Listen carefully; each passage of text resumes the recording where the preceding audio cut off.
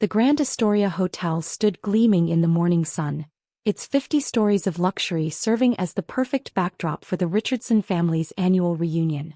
I sat in my modest office, actually the hotel's private executive suite, watching the security feeds as my relatives arrived in their expensive cars. I smoothed down my simple black blazer, a bespoke Armani that they'd mistake for off the rack, and smiled at the irony of the situation. They had no idea that every reservation, every room upgrade, every complimentary luxury they'd received came directly from me. My phone buzzed with my Aunt Catherine's latest text. "Julia, dear, best you skip the reunion this year. We want to maintain a certain image. No failures allowed." If they only knew that their precious venue was just one property in my billion-dollar hospitality empire. That every elite hotel they'd ever bragged about staying in was actually mine. "Ms. Richardson," my assistant Michael appeared at the door. "Your family has begun checking in. Your cousin Amanda is demanding the presidential suite." "Give it to her," I said quietly, watching the security feed. "Let them all have whatever upgrades they want. For now." Through the cameras, I could see my sister Vanessa holding court in the lobby, designer luggage piled around her. "The Richardson family only stays in the finest hotels," she was telling anyone who would listen. "We have standards to maintain." Standards that had apparently led them to ban their own family member from attending. Not that they knew I'd been running their favorite luxury hotels for the past decade. Julia's little bed and breakfast failed in 6 months? I heard my cousin Peter laugh as he joined the group. Can't have that kind of embarrassment at a Richardson gathering. They didn't know that my failed bed and breakfast had been a deliberate experiment, learning the hospitality industry from the ground up while quietly acquiring some of the world's most prestigious hotels. My phone buzzed again with updates from the front desk. Richardson party demanding private dining room. Complimentary champagne requested in all suites. Mrs. Catherine Richardson insisting on meeting with hotel ownership. I smiled at the last one. Aunt Catherine had been trying to network with the mysterious owner of the Astoria hotel chain for years. She'd even bragged about having connections to the top management. "The private dining room is prepared," Michael reported, "though they might not enjoy tonight's revelation as much as their champagne." I nodded, thinking of all the family gatherings I'd been excluded from. The holidays where they'd mocked my small business aspirations. The reunions where they'd showcased their success while dismissing mine. "Has everything been arranged exactly as I specified?" I asked, opening my laptop to check the evening's preparations. "Yes, Ms. Richardson. The ownership documents will be displayed during their private dinner. Your name will be quite prominent." Through the security feeds, I watched my family continue to arrive. Each of them trying to outdo the others with their displays of wealth. Wealth that mostly existed through credit lines and leveraged assets. "Julia would have loved this place," I heard my mother say wistfully. "She always did have good taste in hotels." "Good taste doesn't pay bills," Aunt Catherine sniffed. "Besides, she's probably still trying to make that ridiculous hospitality consulting business work." If they only knew that my ridiculous consulting business was a front for one of the largest hotel conglomerates in the world. That every luxury they were currently enjoying existed at my discretion. My phone lit up with another message, this time from the hotel's general manager. "Family dinner arrangements confirmed. Ownership presentation ready for 8 p.m. "Perfect," I replied, standing up to prepare for the evening. Time to show my family exactly what kind of failure they banned from their reunion. Because sometimes success doesn't need an invitation. Sometimes it just needs to own the building. The Richardson family's private dining room buzzed with self-congratulatory conversation as evening fell. Through the hidden observation panel, I watched them all settle into their seats, each trying to claim the most prominent position at the table. "The service here is impeccable," Aunt Catherine declared, smoothing her designer dress. "I simply must meet the owner. My connections in the hospitality industry speak very highly of them." I suppressed a laugh, thinking of all the networking events where she'd tried and failed to meet the mysterious hotel magnate she was so desperate to impress. "Ms. Richardson," Michael whispered, appearing at my side. "Everything is in place. The ownership documents are ready to be displayed, and the hotel's executive team is prepared for your entrance." I nodded, watching my cousin Amanda brag about her latest business venture. funded entirely by loans she'd soon struggle to repay. Have they received the special menu cards? Just being distributed now. Through the panel, I watched as the servers handed out elegant menu cards. On the surface, they appeared to be standard luxury hotel stationery. But when turned over, each one revealed a carefully curated list of the guests' past stays at my hotels, complete with room charges and special requests. Oh my, Vanessa's voice carried across the room. They've listed all our previous visits. How thorough. The owner must be quite detail-oriented, Peter commented, then froze as he saw his own list. His face paled at the reminder of the weekend he'd charged to his company card. The same weekend he'd claimed to be at a business conference. My phone buzzed with messages from the front desk. Richardson party becoming unsettled by personalized menus. Mrs. Catherine Richardson demanding to speak with management. Several guests attempting to modify previous stay records. Shall we proceed with phase 2? Michael asked. Yes, I smiled, straightening my now obviously expensive blazer. Time to show them who really owns their favorite luxury playground. The dining room's massive screens suddenly came to life, displaying the Astoria hotel chain's corporate structure. At the top, my name glowed in elegant script. Julia Richardson, CEO and owner. The room fell silent.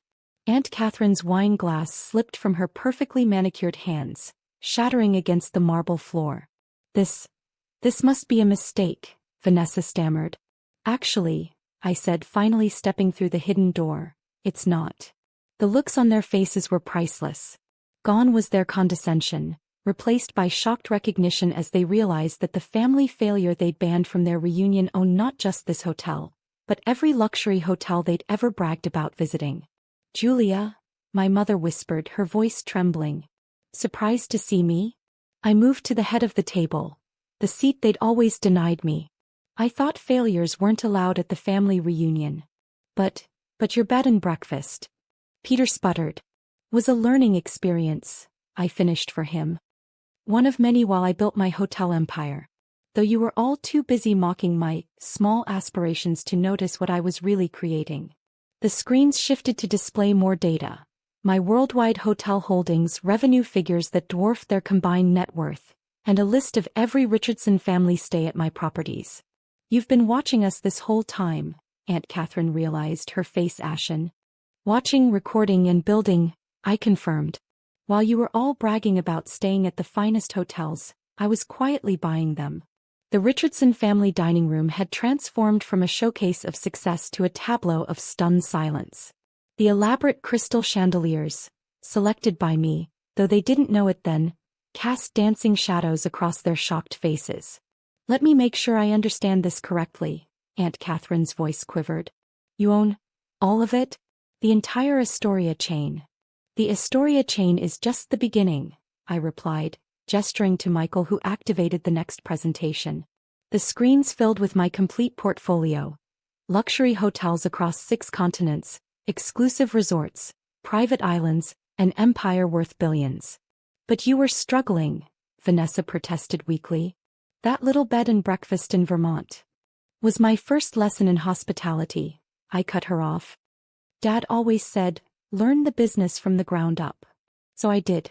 While you were all posting photos from my hotel's presidential suites, I was learning every aspect of the industry. Those suites cost thousands per night, Peter interjected, trying to regain his composure. Yes, I smiled coldly. And you charged them to your company card during your supposed business trips with your secretary. Should we discuss those records in detail? Peter's face went pale as several family members turned to stare at him. Your little consulting business, my mother began, was a front, I confirmed. One of many. Every time you mocked my small career, I was actually running one of the largest hospitality groups in the world. Those connections you were all so desperate to make? They all reported to me. My phone buzzed with messages from hotel managers worldwide. My empire never slept. But tonight my focus was here, watching my family finally understand exactly who they'd underestimated.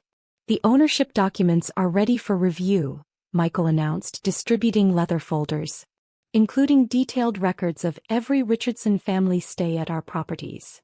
You've been tracking us? Amanda's voice cracked. Like you tracked my failures? I moved to the window looking out over the city I partly owned. Every mocking text, every excluded invitation, every dismissive comment about my career. I kept those too. Along with the bills you all racked up staying at my hotels. The screens shifted to display a new set of figures. The combined total of their luxury stays, charged to various credit cards and expense accounts. Consider tonight your final stay, I announced. Effective immediately, all Richardson family members are banned from Astoria properties worldwide.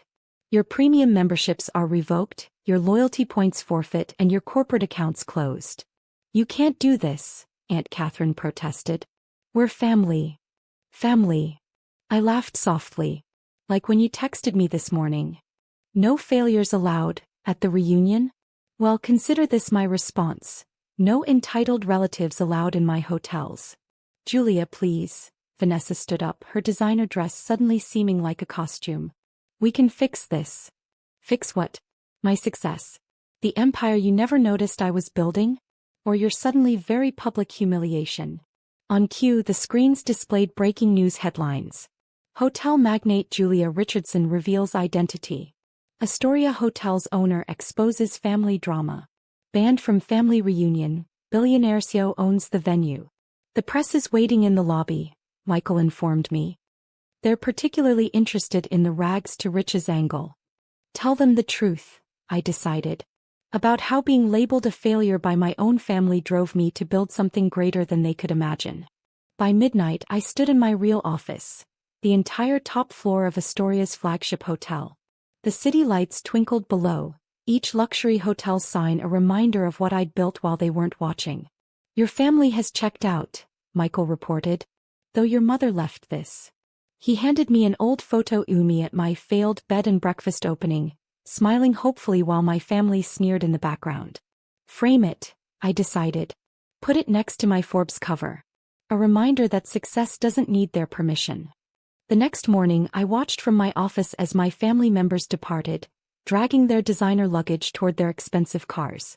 No more upgrades, no more premium suites, no more bragging about their connections to luxury hotels. My phone buzzed one last time, a message from Aunt Catherine. I understand now. Why you kept it secret. Why you let us think you failed. You were building an empire while we were just pretending to have connections to one.